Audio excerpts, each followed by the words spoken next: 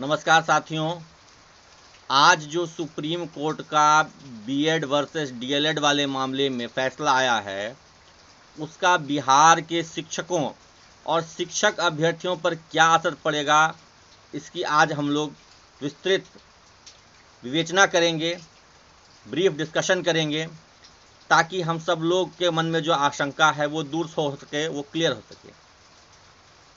सबसे पहली बात तो जो मैं सभी को आश्वस्त करना चाहता हूं कि जो भी छठे चरण में 2022 में जिनकी नियुक्ति हुई है, वो अगर बीएड डिग्रीधारी हैं तो उन पर इस केस का कोई प्रभाव नहीं पड़ेगा, क्योंकि अगर नोटिफिकेशन मतलब जो अमेंडमेंट है एनसीटी का वो रद्द हुआ है तो वो रेट्रोस्पेक्टिव डेट से रद्द नहीं हो सकता है। पहले जो चीज़ हो चुका है, जो शिक्षक ज्वाइन कर चुके हैं, उनको रेट्रोस्पेक्टिव डेट से इनवैलिड नहीं किया जा सकता है, उनको नौकरी से नहीं हटाया जा सकता है। तो इसको लेकर के सब लोग आश्वस्त हो जाएं, निश्चिंत हो जाएं। लगातार शिक्षकों के फ़ोन आ रहे हैं, मैसेजेस आ रहे हैं, कॉल्स आ रहे हैं कि अब हमारा क्या होगा, हमारा क्या होगा, क्या हमको भी नौकरी से हटा देगी सरकार, क्या हमारा सीटेट का डिग्री इनवैलिड हो गया। बिल्कुल नहीं साथियों। जो भी शिक्षक बिहार में 2022 में ज्वाइन किए हैं, चाहे वो डीएलएड हों कि बीएड हों, उनकी सेवा पर कोई फ़र्क नहीं पड़ने जा रहा है, कोई असर नहीं पड़ने जा रहा है। उनकी नौकरी एज इट इज़ बरकरार रहेगी, कहीं कोई असर नहीं होगा। मन में जितनी तरह की आशंकाएं हैं उसको दूर कर लें, कहीं कोई पशोपेश नहीं रखें, कोई कन्फ्यूजन नहीं, एकदम क्रिस्टल क्लियर बात मन में बैठा लें कि 2022 में हुई बहाली पर आज के फैसले का जो सुप्रीम कोर्ट ने जो अमेंडमेंट हुआ था 18 जून 2018 को, उसको रद्द जो किया है, खारिज जो किया है, उसका असर नहीं होगा। क्योंकि इस 5 साल में अगर कोई बहाली हो गई है तो उसको सरकार रेट्रोस्पेक्टिव डेट से या कोर्ट भी रेट्रोस्पेक्टिव डेट से खारिज नहीं कर सकती है। इसलिए सभी साथी निश्चिंत हो जाएं, बिल्कुल टेंशन नहीं लें। हम लोग आपके साथ हैं, आपके साथ बने हुए हैं। इसमें से कुछ साथी बहुत बेचैन हैं, परेशान हैं। दर्जनों व्हाट्सएप ग्रुप्स में मैं देख रहा हूँ लगातार मैसेज आ रहा है कि अब क्या होगा, अब क्या होगा।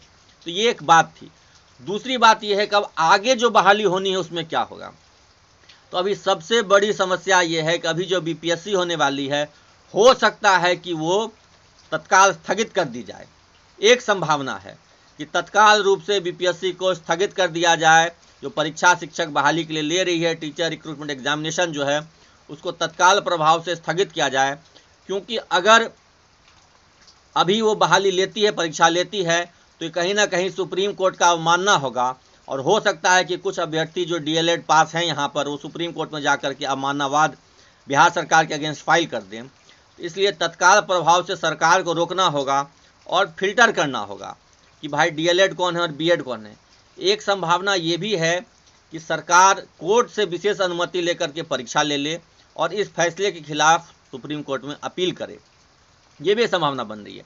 अभी मैं एक नेशनल मीडिया चैनल पे इंटरव्यू में, डिबेट में था मैं, तो वहाँ पर जो भाजपा के प्रवक्ता थे वो बार बार कह रहे थे कि हम फैसले का अध्ययन करेंगे और ज़रूरत पड़ने पर इसके खिलाफ अपील करेंगे। तो ये भी एक संभावना है कि सरकार अपील में भी जा सकती है, इसके आगे जाकर के वो अध्ययन करेगी फैसले का। ये भी एक संभावना बनी हुई, और उसके बाद हो सकता है कॉन्स्टिट्यूशनल बेंच में या और लार्जर बेंच में वो जाकर के अपील करे। ये एक संभावना है। लेकिन ये जानिए, आज के फैसले का जो बीपीएससी की परीक्षा होनी है 24 अगस्त से, उस पर बहुत बड़ा असर पड़ेगा। बहुत हद तक संभावना है कि वो परीक्षा तत्काल स्थगित कर दी जाएगी और भविष्य में जब सुप्रीम कोर्ट से या तो रिलीफ ले ले या फिर किसी तरह का कोई लार्जर बेंच में अपील करके स्टे लगवा ले, तभी वो परीक्षा ले पाएगी। वर्तमान परिस्थिति में परीक्षा लेने से सुप्रीम कोर्ट के फैसले की अवमानना होगी। इसलिए ये एक बहुत बड़ा प्रश्न खड़ा हो गया है। तो जितने भी बीएड अभ्यर्थी हैं, जो छात्र हैं, जिन्होंने अभी फॉर्म भरा था 125 में बीपीएससी से के माध्यम से बिहार में राज्यकर्मी शिक्षक बनने के लिए, अध्यापक बनने के लिए, वो जागरूक हो जाएं। ये उनके लिए बहुत ही परीक्षा की घड़ी है, कठिन समय है। आपको इस फैसले के खिलाफ विचार मंथन करने की ज़रूरत है। एकजुटता से आप लोग को निर्णय लेना होगा कि क्या करना है, क्योंकि वर्तमान परिस्थितियों में आपके लिए रास्ते बहुत सकरे हैं, बहुत ही कठिन मार्ग है। सुप्रीम कोर्ट का जो फैसला आ गया है, इससे एक बहुत बड़ा क्वेश्चन मार्क खड़ा हो गया। खास करके केंद्र सरकार पर एक बहुत बड़ा क्वेश्चन मार्क खड़ा हो गया कि आखिर किस मजबूरी में केंद्र सरकार ने ऐसा अमेंडमेंट किया जो आज 5 सालों बाद सुप्रीम कोर्ट ने खारिज कर दिया गया।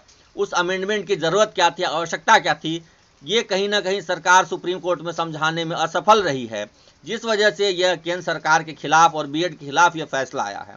ऐसे में बहुत महत्वपूर्ण होगा देखना। और जहाँ तक बिहार में बीपीएससी वाली बहाली की बात है, मेरा पूरा संदेह है, आशंका है, मेरी पूरी आशंका है कि तत्काल रूप से परीक्षा रुक जाएगी और बहुत हद तक संभव है कि फिल्टर करके बीएड वालों के लिए अभी रुका जाए, सिर्फ डीएलएड वालों की परीक्षा ली जाए, ये भी हो सकता है। या एक सेकेंड ऑप्शन है कि एग्ज़ाम ले लिया जाए, रिजल्ट को होल्ड करके रखा जाए जब तक कोई फर्दर आदेश ना आ जाए। इसलिए बहुत बड़ा उलटफेर हो गया है। सब लोग धैर्य बना करके, संयम बना करके रहें और बहुत ही नाजुक समय है, खास करके बीएड अभ्यर्थियों के लिए। उनको धैर्य और संयम से काम लेने की ज़रूरत है और सुप्रीम कोर्ट के फैसले को अध्ययन कर कानूनी सलाह मशवरा करने की ज़रूरत है। जो बिहार के भी अभ्यर्थी हैं उनको भी अब इसमें जुटना होगा, उनको भी अपनी लड़ाई लड़नी होगी, क्योंकि अब लड़ाई जो भविष्य में शिक्षक बनने वाले उनके लिए, जो बीएड करके प्राइमरी में आना चाह रहे हैं उनके लिए बहुत बड़ा प्रश्न चिन्ह खड़ा हो गया है। तो इसलिए 2022 में जो बहाल हुए उनके लिए तो कोई संदेह नहीं है, कोई दिक्कत नहीं है, लेकिन अब जो बहाली होने वाली उनके लिए बहुत बड़ा प्रश्न चिन्ह खड़ा है। इस हमारे साथ बने रहें, जुड़े रहें। मैं लगातार इस मुद्दे पर आप लोगों को अपडेट देता रहूँगा। धन्यवाद।